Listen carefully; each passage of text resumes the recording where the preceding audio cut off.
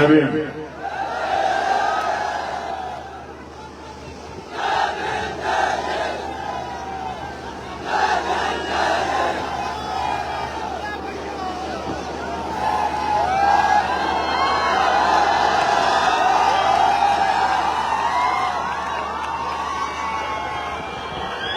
ये जो मेरे दाईं तरफ जो नौजवान खड़े हैं,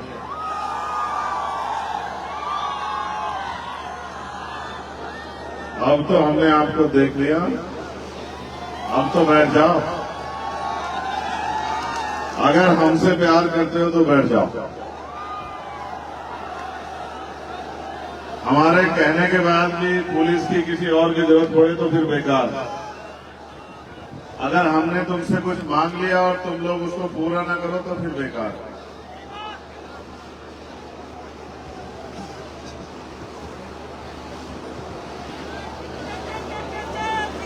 बैठ जाओ।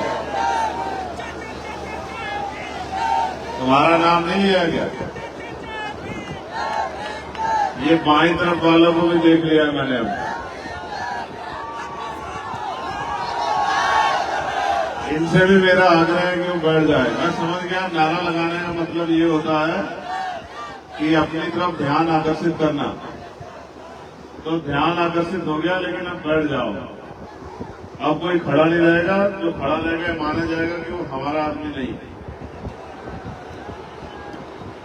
यहां जो भी खड़ा है उसको हम इसी तरह देखेंगे कि वो हमारा आदमी,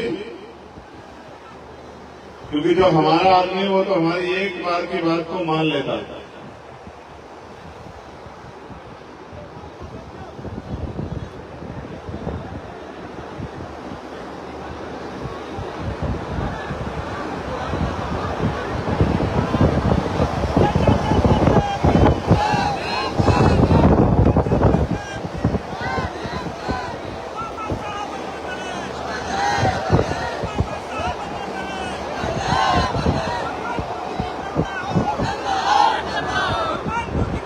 मैं धन्यवाद दूंगा आज के इस कार्यक्रम के जो आयोजक साथी हैं,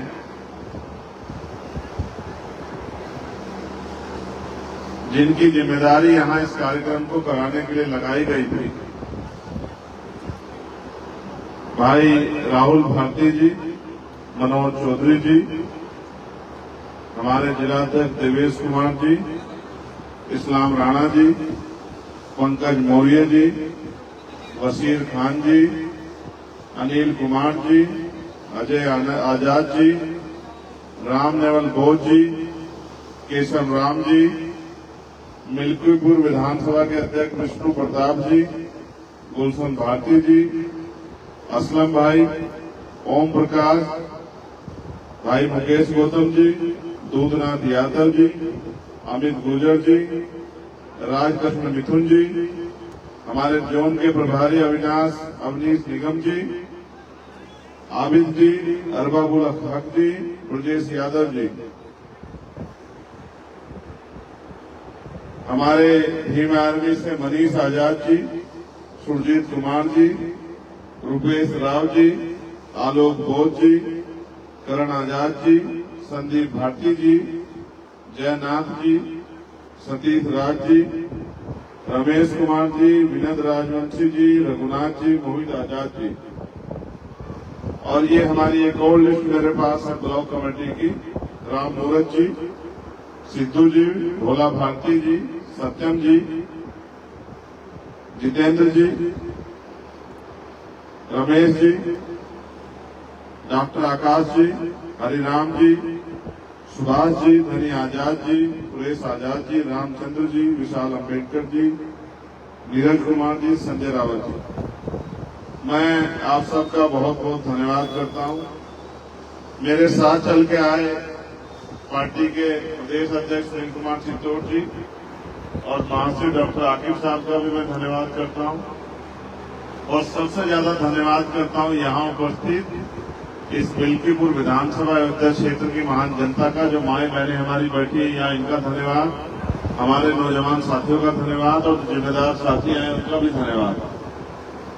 अब मुझे नहीं पता कि ये टेंट कैसे अधूरा है, हवा में उड़ गया या नहीं लगा, तो मुझे जानकारी नहीं है। इसकी जानकारी आपको ज्यादा हो सकती है, लेकिन मैं कोशिश करूंगा कि कम समय में अपनी बात खत्म कर दूं, जो आपको ज्यादा परेशानी का सामना न करना पड़े।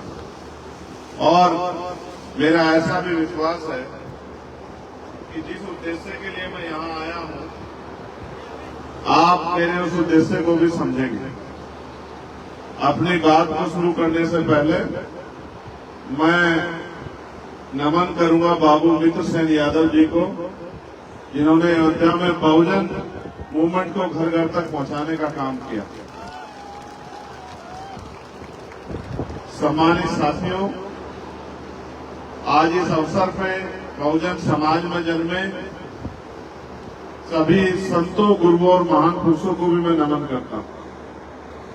ये ब्लैक कलर की गाड़ी किसी की खड़ी हुई है, स्कॉर्पियो, कोई साथी देख के इसकी लाइट बंद करवा दे। लाइट है, रिफ्लेक्शन है, मुझे नहीं पता। हाँ, लाइट भी बंद होगी, ठीक है, बैठ जाओ। कोई महान पुरुष उसमें शायद होगा जिसने लाइट जला रखी है। महान पुरुष ऐसे थोड़ा ही पहचान आते हैं, अपने कर्मों से पहचान आते हैं। बाकी तो सब लोग एक जैसे ही रखते हैं। बैठ जाओ, अगर तुम खड़े होंगे तो छोड़ देंगे माइक, आज अभी यही गए। अगर तुम में से एक भी खड़ा हुआ तो याद रखना, बात बीच में छोड़ देंगे। बैठ जाओ, और तुम लोग भी मत खड़े रहते, वॉलेंटियर साथी पीछे आ जाओ, वहां से हटो तुम लोग, तुम्हें देख के खड़े हो रहे वो लोग। बस अब तुम में से एक भी खड़ा नहीं दिखना चाहिए। तुम में से एक भी खड़ा दिखा तो समझो वहीं बात रोक दी जाएगी, और जो खड़ा हो जाए उसको आराम से बिठा लेना। ये देखो, ये धूप में तुमसे ज्यादा ताकतवर तरीके से बैठे। तो बहुजन समाज में जन्मे सभी संतों, गुरुओं और महान पुरुषों को नमन करते हुए मैं आज यहाँ मिल्कीपुर में अयोध्या जिले में आपके बीच आपसे और यहाँ उपस्थित हर एक व्यक्ति से, और यहाँ से जाने के बाद जब आप गांव देहात में लौटोगे तो मेरे संदेश को आप लोग लेके जाना, इसके लिए हमने सभा बुलाई। मैं यहाँ आपको कुछ देने के लिए नहीं आया, मैं यहाँ आपसे कुछ मांगने के लिए आया। और मांगने के लिए इसलिए आया हूँ क्योंकि ये लोकतांत्रिक देश है और जनता के हाथ में सबसे बड़ी ताकत है। आप ऐसे करके देखोगे तो आपको अपने हाथ खाली दिखाई देंगे, लेकिन जब 5 साल में एक बार समय आता है कि आपकी उंगलियों में जो ताकत है उसका आप प्रयोग करो। अगर आपने वो प्रयोग मेरे कहीं से कर लिया तो मैं लिख कर देता हूं कि आपके हाथ खाली नहीं रहेंगे कभी भी। आपके हाथ में अधिकार होंगे, सम्मान का जीवन होगा, और कोई किसी तरह की मुसीबत आपके आसपास नहीं आ पाएगी। क्योंकि लंबे समय से हम लोग व्यवस्था का दरवाजा खटखटा रहे हैं। कभी किसी पार्टी से, कभी किसी नेता से उम्मीद करते हैं कि वो हमारी आवाज को उठाएगा, कभी किसी व्यक्ति से, कभी किसी विचार से उम्मीद करते हैं कि इनके जरिए हमारा भला होगा, लेकिन ये सच नहीं है। अगर आप चाहते हैं आपका भला हो तो भला तभी संभव है जब आप डॉक्टर बाबा साहब अम्बेडकर के संविधान को इस देश में लागू कराओ। जब इस देश में डॉक्टर बाबा साहब अम्बेडकर का लिखित संविधान लागू होगा और देश संविधान के हिसाब से चलेगा, तभी जाके आपकी जिंदगी में बदलाव आएगा।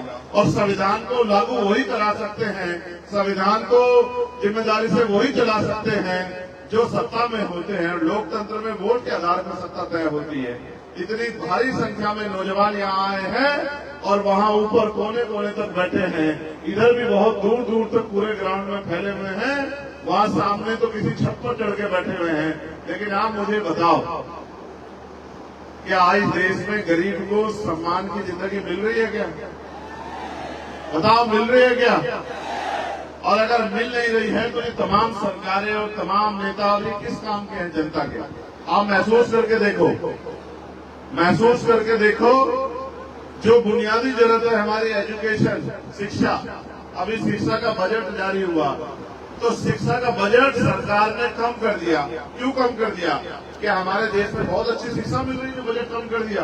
बजट इसलिए कम कर दिया क्योंकि सरकार को लगता है कि बजट बढ़ेगा तो ग्रामीण क्षेत्रों तक भी अच्छे स्कूल कॉलेज खुलेंगे, जो आवश्यकता है टीचरों की पूरी होंगी। तो इससे होगा क्या कि गरीब का बच्चा भी पढ़ेगा और पढ़ लिख के डॉक्टर, इंजीनियर, वकील, जज बन के इस देश में अपने और अपने परिवार के लिए स्वाभिमान सम्मान की जिंदगी प्राप्त करेगा, रोटी रोजगार की व्यवस्था करेगा। और सरकार नहीं चाहती कि गरीब लोग जो है रोटी रोजगार प्राप्त करें या सम्मान का जीवन जिए। इसलिए जो हमारा सबसे बुनियादी हथियार है, आप याद करके देखो बाबा साहब अम्बेडकर ने क्या कहा। उन्होंने कहा शिक्षा शेरनी का वो दूध है जो भी पिएगा वो दहाड़ेगा।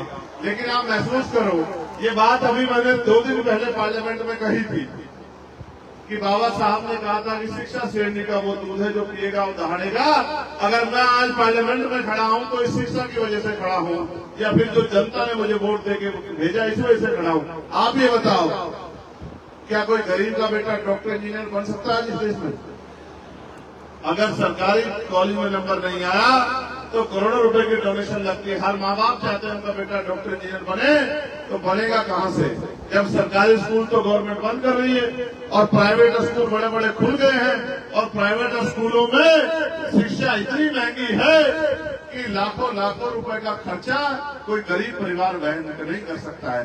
जिस देश में 80 करोड़ लोग सस्ता राशन, 5 किलो राशन लेके अपना जीवन यापन कर रहे हो, यानी कि रोटी रोटी पे जी रहे हो, आप महसूस करो क्या वो अच्छी पढ़ाई अपने बच्चों की करा सकते हैं?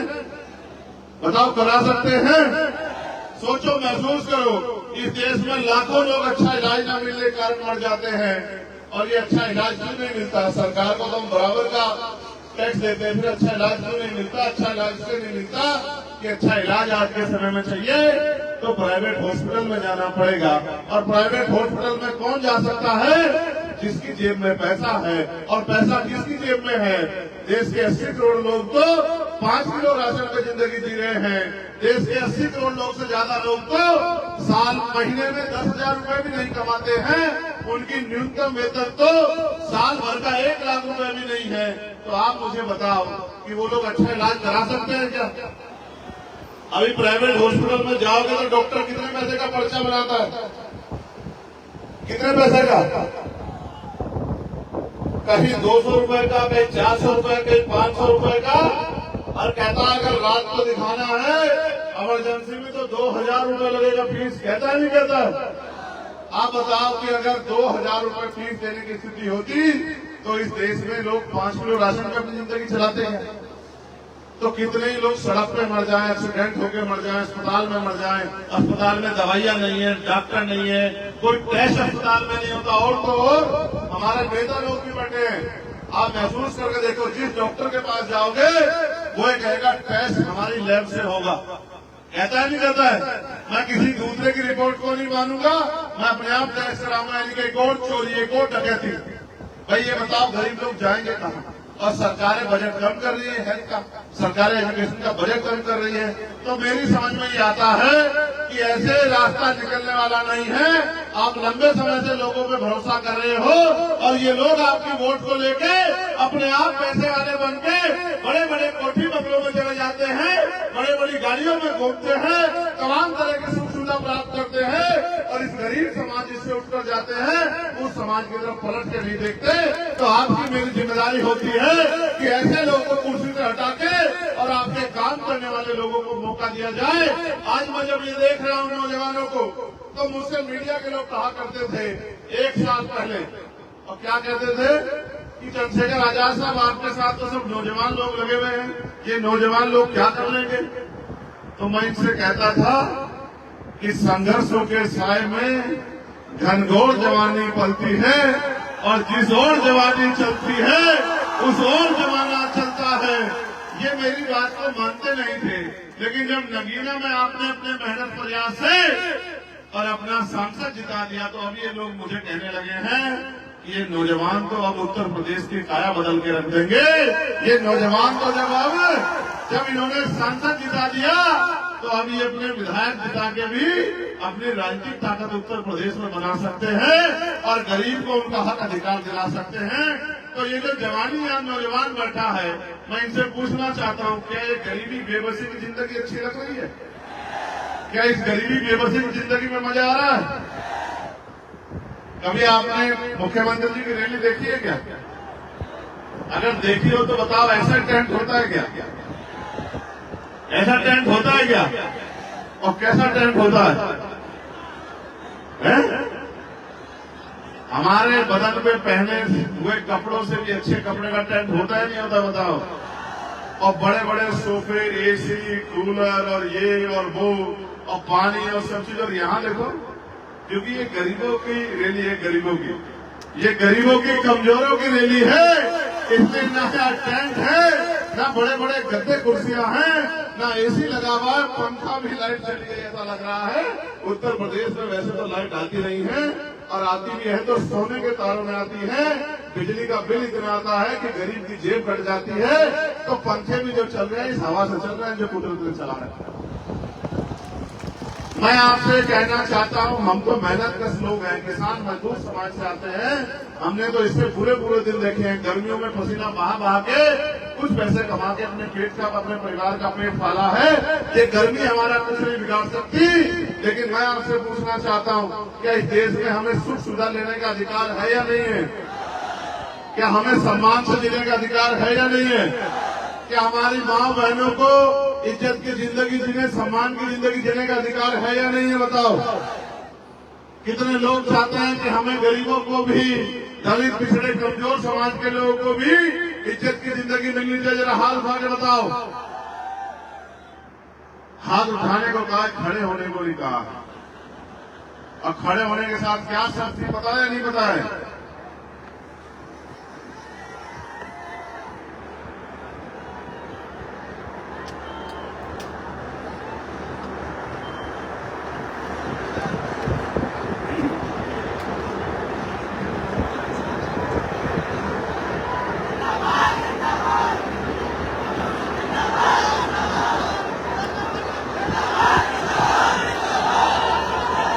चाहे अपनी बात को रखे, बताओ। तो तुम्हें लगता है कि हम तुमसे झूठ बोलते हैं? जब हमने तुमसे कह दिया कि तुम अगर खड़े हो जाओगे तो हम बोलेंगे नहीं, तो फिर तुम लोग क्यों खड़े हुए? बताओ, क्यों खड़े हुए फिर तुम लोग? हम बैठ के थोड़ा ही बात रख रहे, हम भी तो आपकी तरह खड़े ही थे। लेकिन जब आप पे बैठने का अवसर है तो क्यों नहीं बैठ रहे? अब की बार अगर तुम लोगों ने मिस्टेक की तो फिर हमें हमारी बात का पालन करना पड़ेगा। तुम देख लेना क्या। तो मैं आपसे कह रहा था कि गरीबों को भी इज्जत की जिंदगी जीने का अधिकार मिलना चाहिए, मगर मिलेगा कैसे? मांगने से या क्या मिलता है? क्या मिलता है मांगने से? मांगने से मिलती है भीख, और भीख मांगने वाले क्या कहते हैं? तो कब तक आप इस भीख के चक्कर में पड़ जाओगे? लोकतंत्र में वो शक्ति है कि जो हाथ आपका आज मांगने की तरफ है, अगर वोट से ताकत बना लोगे तो मांगने वाले भी लोगे देश में, देने वाले बन जाओगे। जिस दिन देने वाले बन गए उस दिन आपको गर्मी में तपना नहीं पड़ेगा। बताओ, नौकरी देने की शक्ति किसके पास है? मेरे पास है या सरकार के पास है? बताओ बताओ। रोजगार देने की शक्ति किसके पास है? मेरे पास है, सरकार के पास है? बताओ बताओ। अच्छा हॉस्पिटल बनाने की शक्ति किसके पास है? मेरे पास है, सरकार के पास है? बताओ बताओ। उद्योग धंधे लगाने की शक्ति किसके पास है? मेरे पास है, सरकार के पास है? बताओ बताओ। अच्छा स्कूल खुलवाने की जिम्मेदारी किसके पास है? ताकत किसके पास है? मेरे पास है, सरकार के पास है? बताओ। सब कुछ तो सरकार के पास है। और आप अगर अपनी ताकत नहीं बनाओगे, आप सरकार नहीं बनोगे, तो कैसे बदलाव हो जाएगा भाई? अब मैंने कहा, मेरी बात पर गौर करो, मैंने पार्लियामेंट में कहा कि भारत में बदलाव तब तक नहीं होगा, गौर से सुनना, जब तक इस देश में अच्छी शिक्षा व्यवस्था तब तक नहीं होगी, जब तक प्रधानमंत्री से लेकर और प्रधान का बेटा सरकारी स्कूल में नहीं पढ़ेगा, तब तक इस देश में अच्छी शिक्षा गरीबों को नहीं मिल सकती। जब प्रधानमंत्री से लेके, मुख्यमंत्री से लेके, राष्ट्रपति से लेके, राज्यपाल से लेके, सारे मंत्री, विधायक, सांसद, जिसमें मैं भी, और जितने क्लास 1, क्लास 2, क्लास 3, क्लास 4 के अधिकारी हैं, जितने भी वो नेता हो, अभिनेता, जितने लोग जो सरकारी सुरक्षा लेते हैं, सुविधा लेते हैं, तनख्वाह मिलती है, मानदेय मिलता है, जब तक उनके बच्चे सरकारी स्कूल में नहीं पढ़ेंगे तब तक इन सरकारी स्कूलों में सुविधा नहीं आने वाली।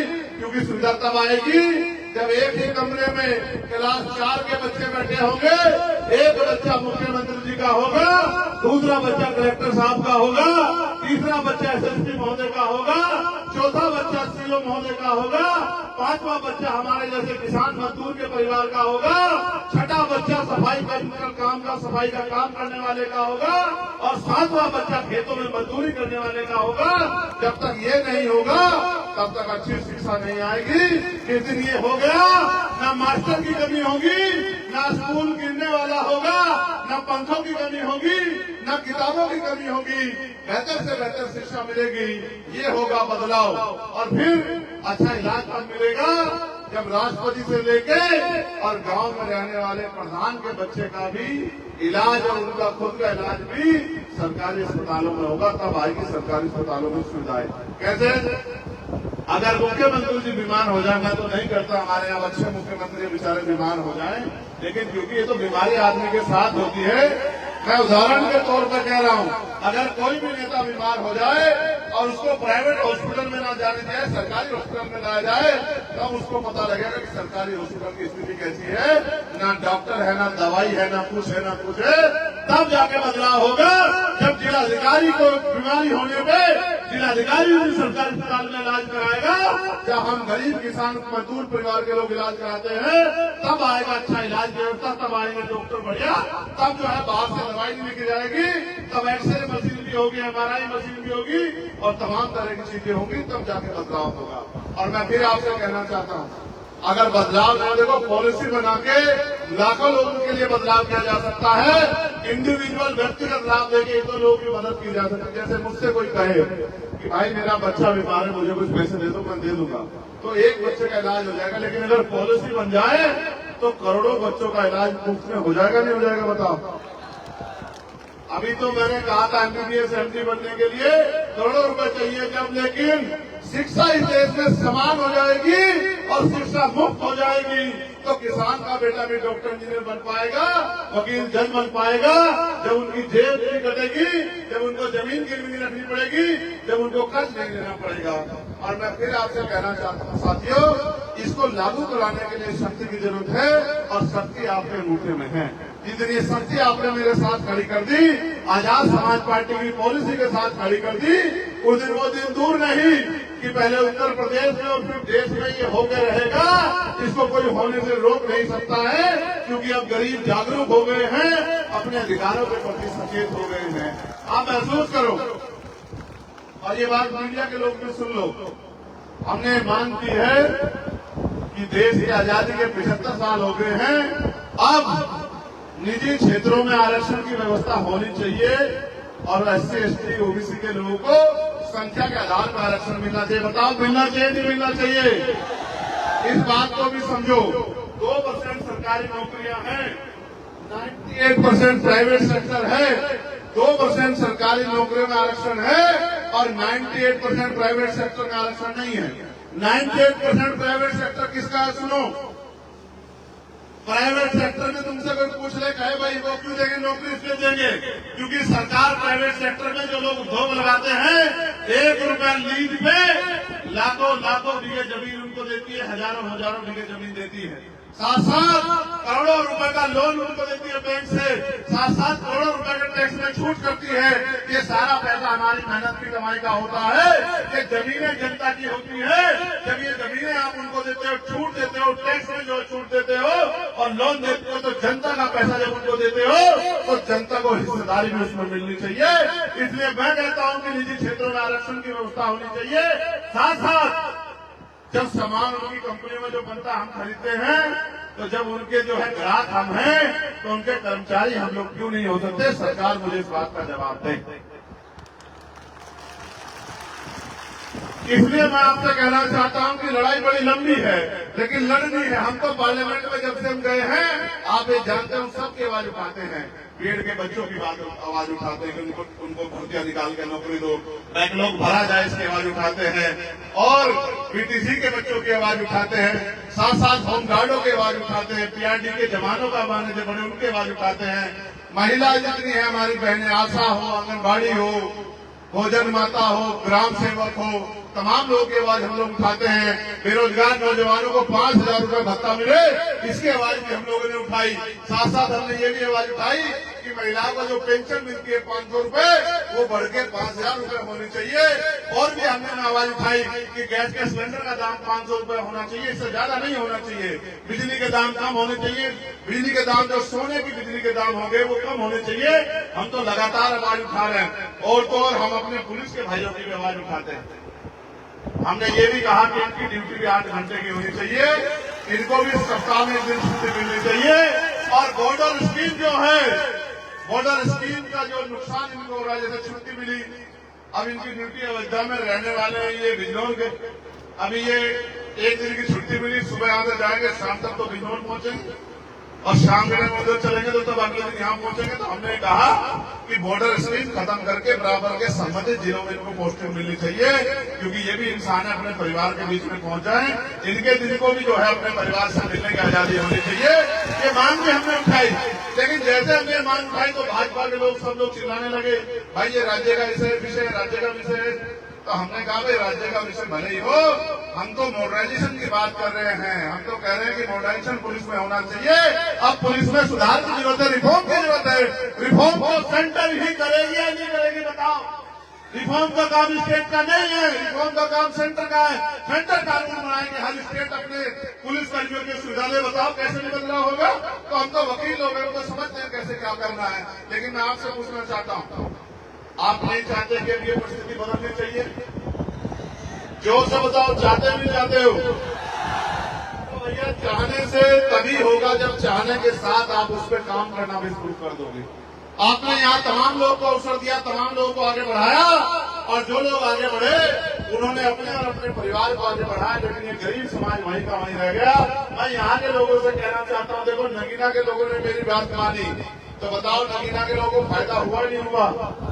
और वोट में क्या ताकत है समझते हो? वोट में ताकत है।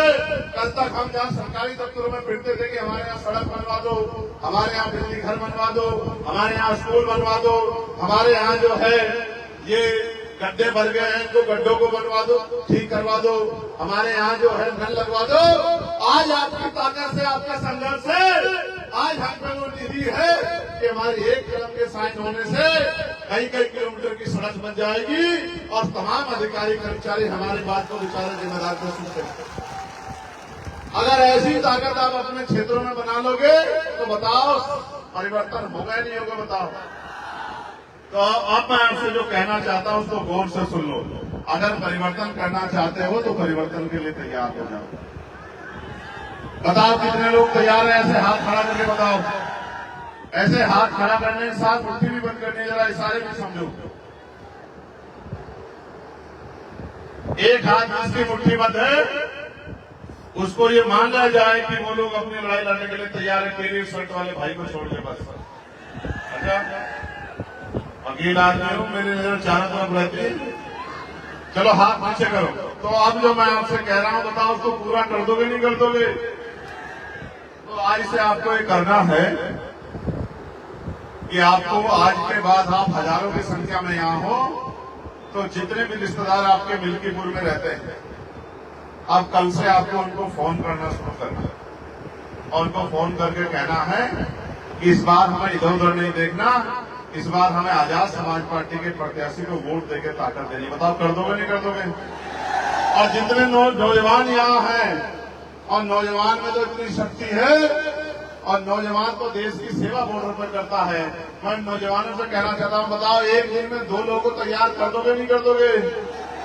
तो आज आप यहाँ हजारों की संख्या में हो, एक दिन में 2 लोगों को तैयार करोगे, मेहनत मजदूरी करके घर चलाने के लिए, रूखी सूखी रोटी खाने के लिए, जो सदियों से चला रहा है, कई घंटे काम करते हो, इज्जत की जिंदगी के लिए 1 घंटा लेकर रोज काम करोगे और रोज 2 लोगों को भी तैयार कर दोगे तो 1 महीने में कम से कम 1 लाख लोग तैयार हो जाएंगे। और जब 1 लाख लोग तैयार होंगे और जिस दिन वोट डलेंगे और आपने आजाद समाज पार्टी का बटन दबा दिया तो बताओ मैम असेंबली का जो एमएलए है, जो हमारा मेंबर ऑफ लेजिस्लेटिव असेंबली है, कौन किसकी पार्टी का जीतेगा बताओ?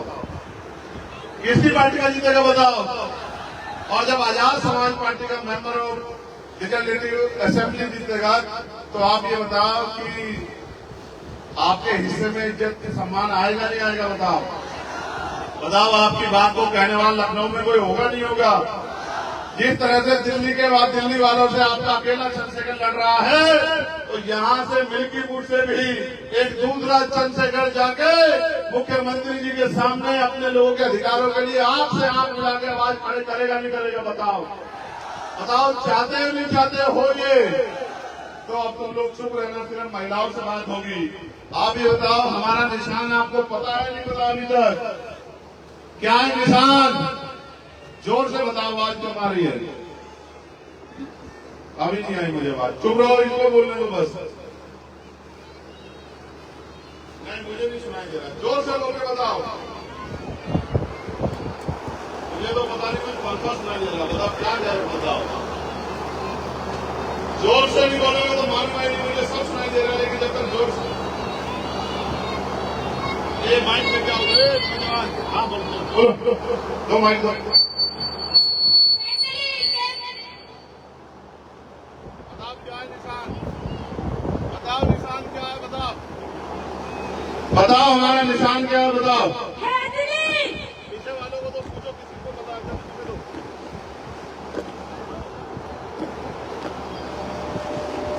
बताओ, जिसे जिसे पता है जरा हाथ उठा के बताओ।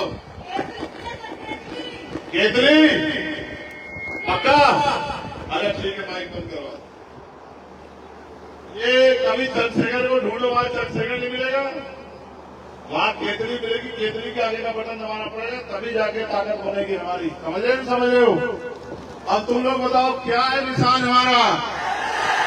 और ये बताओ, केतली हमारा निशान है, आपका निशान है? हमारा निशान है, आपका निशान है, हम सबका निशान है। अब बताओ, ये केतली परिवर्तन का निशान है या नहीं है? अब बताओ, केतली को ताकत दोगे तो कौन ताकतवर होगा? आप दोनों हाथ उठाओ जो लोग